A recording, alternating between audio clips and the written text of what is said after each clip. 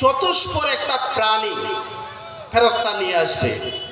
এবার নিয়ে এসে ওই প্রাণীটাকে ওই জান্নাত এবং জাহান্নামের ঠিক মিডিল পয়েন্টে ওই প্রাচীরের উপরে রাখবেন। প্রাণীটাকে ভালো করে শুনবেন।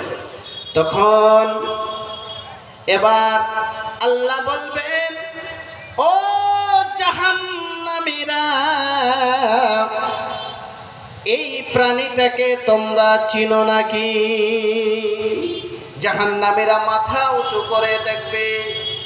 যখন এই মাথা উঁচু করে দেখবে আর বলবে, আল্লাহ, এটা আমরা চিনি, এটা হলো মরণ, এটা মরণ। এবার জান্নাতীদেরকে বলা হবে, ও জান্নাতীরা, এই যন্ত্রটাকে তোমরা চিনো নাকি? এই প্রাণীটাকে তোমরা চিনো নাকি? জান্নাতীরা এবার মাথা উঠাবে আর দেখবে, দেখে বলবে, হ্যাঁ, এটা আমরা চিনি, এ হলো মরণ, এটা মরণ।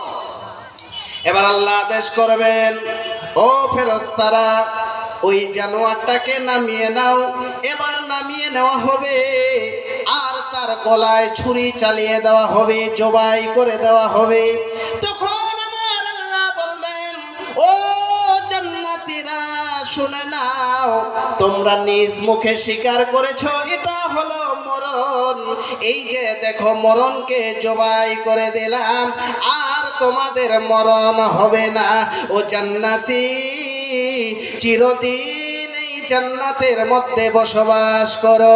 ও জাহান্নামী, চিরদিন এই জাহান্নামে বসবাস করো।